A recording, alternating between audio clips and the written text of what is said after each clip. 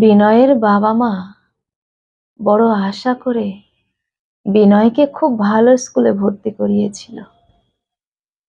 দিন আনি দিন খাওয়া পরিবারে এত টাকা খরচ করে ঐরকম একটা স্কুলে পড়ানোটা কম কথা নয়। ছোটবেলা থেকে বিনয় খুব পড়াশোনাতে ভালো ছিল। সেই জন্যে বাবা-মায়ের আশাটা একটু বেড়ে গিয়েছিল। অনেক উচ্চাশা নিয়ে বিনয়কে তারা ভালো স্কুলে দিল। ছেলেকে ভালো স্কুলে পড়ানোর জন্য প্রচুর পরিশ্রম করত বিনয়।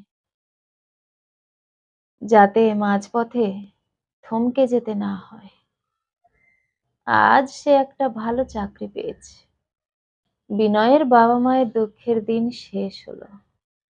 চাকরি পেতেই বিনয় তাদের ভাঙাচোরা বাড়িটা ভেঙে আবার নতুন করে তৈরি করলো।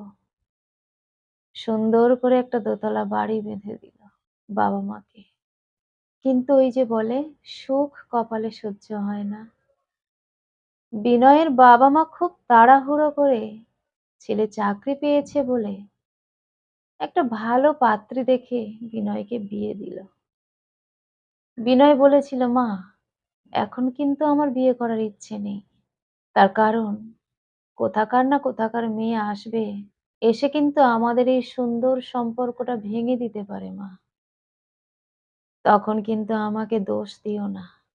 বিনয়ের বাবা-মা বলেছিল, এই ভয়তে কি ছেলেকে না বিয়ে দিয়ে থাকা যায়? তাহলে তো কেউ কখনো বিয়ে করতো না রে বাবা। কি হবে দেখা যাবে। তা সত্ত্বেও বিনয় বলেছিল, আরো কটা বছর একটু সুখে না হয় কাটিয়ে দাও না। এখনই বিয়ে করার কি আছে আমার? আমার তো ইচ্ছে নেই এখন বিয়ে করার। ছেলের কথা শোনেনি তার বাবা-মা। মনের মতো রূপসী পাত্রী দেখে ছেলের বিয়ে দিল। সংসারটা যেন একেবারে পরিপূর্ণ হয়ে উঠল। বিনয়ের বাবা-মা বেশ সুখে আছে।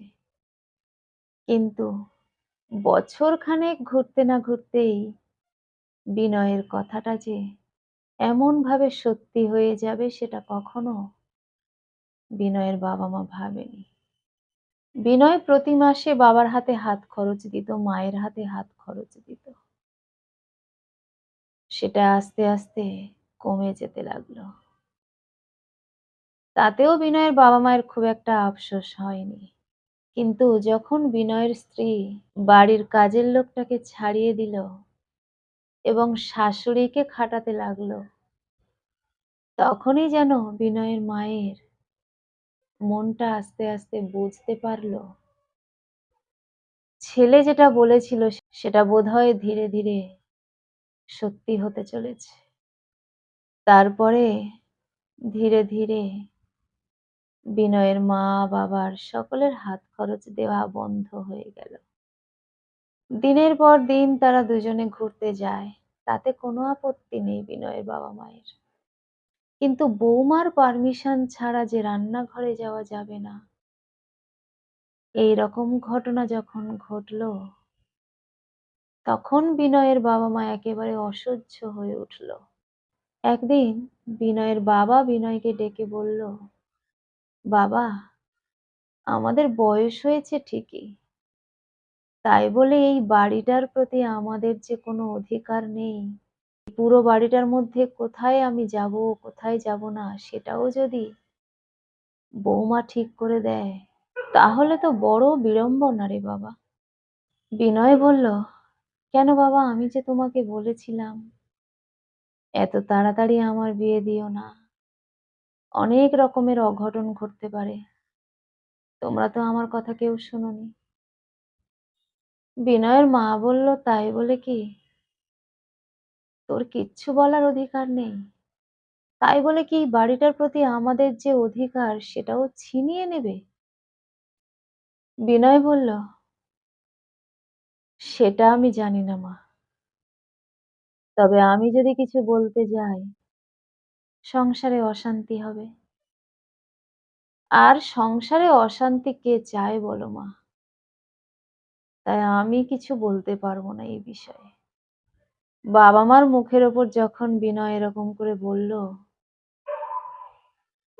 বিনয়ের বাবা বলল, "ছোট থেকে তোকে মানুষ করেছি নিজেদের সর্বস্ব দিয়ে। ভালো স্কুলে ভর্তি করেছি। কি খাবো তা কিন্তু ভাবিনি। মাসের পর মাস শুধু টাকা গুনেছি স্কুলের। তার কারণ একটা মাত্র ছেলে। ভালোভাবে মানুষ করব, গ্রামের মুখ উজ্জ্বল করবে।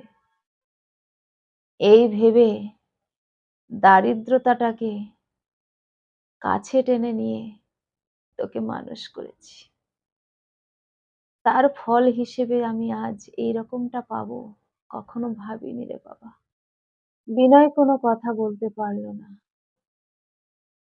চলে গেল ঘর থেকে। দিনের পর দিন শ্বশুর-শাশুড়ির উপর অত্যাচার বাড়তে লাগলো। একটা সময় খাওয়াও কমিয়ে দিল। যতটুকু পরিমাণ বৌমা দেবে ততটুকুই খেয়ে উঠে যেতে হবে। এমন পরিস্থিতি এসে দাঁড়ালো। বিনয়ের বাবা-মা ঠিক করল তারা তাদের বাগানে একটা ছোট্ট মতো কুঠুরি বেঁধে থাকবে। তবু এই বাড়িতে আর নয়। যেই রকম ভাবা সেই রকম কাজ।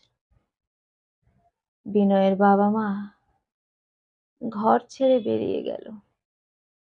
তাদের নিজেদের ঝাড়ের বাঁশ কেটে প্লাস্টিক দিয়ে একটা ছোট মতো কুঠুরি বাঁধলো বাগানে, যেখানে সে সবজি-টবজি একটু আধটু চাষবাস করে। সেইখানে একটা ছোট্ট মতো কুঠুরি বেঁধে দুই বুড়ো বুড়ি থাকতে শুরু করলো। শেষ পর্যন্ত ছেলেকে এত কষ্ট করে মানুষ করার পরেও বিনয়ের বাবা পাড়ায় ভিক্ষে করতে লাগলো। সারাদিন ভিক্ষে করে যা জোটে, যতটুকুই জোটে ততটুকুই ফুটিয়ে খায় দুজনে। পাড়ার সবাই তাকে বলতে লাগলো, জীবনে এত কষ্ট করে, এত খরচ করে এত বড় স্কুলে ছেলেকে পড়ালে, ছেলে ভালো চাকরিও পেল, অথচ শেষ সময়ে এসে তোমাকে সেই ভিক্ষের ঝুলি নিতে হলো। বিনয়ের বাবা-মা মুচকি হেসে বলে, আমাদের কর্তব্য আমরা করেছি। আমাদের দায়িত্ব আমরা পালন করেছি। ছেলে ভবিষ্যতে দেখবে কি না দেখবে সেটা ভেবে যদি বাবা-মা তাকে মানুষ করত, তাহলে আজকের যুগে কোনো বাবা-মাই ছেলে-মেয়েকে ভালো স্কুলে পড়াতো না। যাচ্ছে তাই ভাবে মানুষ করত। কারণ ছেলে-মেয়ে শিক্ষিত হোক বা না হোক, বেশিরভাগ ছেলেমেয়েরাই এমনই দৃষ্টান্ত তৈরি করে। তাই আমাদের দায়িত্ব আমরা পালন করেছি। এবারে ছেলেমেয়েরা বুঝবে তাদের দায়িত্ব তারা পালন করবে কিনা সেটা সম্পূর্ণ তাদের উপর নির্ভর করছে। আমি এত কষ্ট করে ছেলেকে মানুষ করেছি, সে আমাকে আজ দেখেনি বলে আমার কিন্তু এতটুকু আফসোস হচ্ছে না যে আমি তার পিছনে মিছিমিছি এত টাকা খরচ করেছি। এইরকম আফসোস আমার হচ্ছে না। আমি বরং নিজের দিক থেকে একেবারে পরিষ্কার। কষ্ট করে হলেও বাচ্চাকে মানুষ করেছি। সে প্রকৃত মানুষ হলো কিনা আমি কিন্তু জানি না। তবে তারা যে ব্যবহারটা আমাদের সঙ্গে করেছে, তারাও একটা সময় তাদের বাচ্চাদের কাছ থেকে এমন ব্যবহারই পাবে। তবে আমি চাই না আমার বাচ্চাটা কখনো কষ্ট পাক। বিনয়ের বাবা-মা ছেলে বউয়ের কাছ থেকে এত কষ্ট পেলেও তারা কখনোই তার ছেলের কোনো ক্ষতি হোক সেটা চায়নি। কোনো বাবা-মা বোধহয় এমনটা চাইতে পারে না। বিনয়ের বাবা-মায়ের মতো। কলমে ও কণ্ঠে সোমা।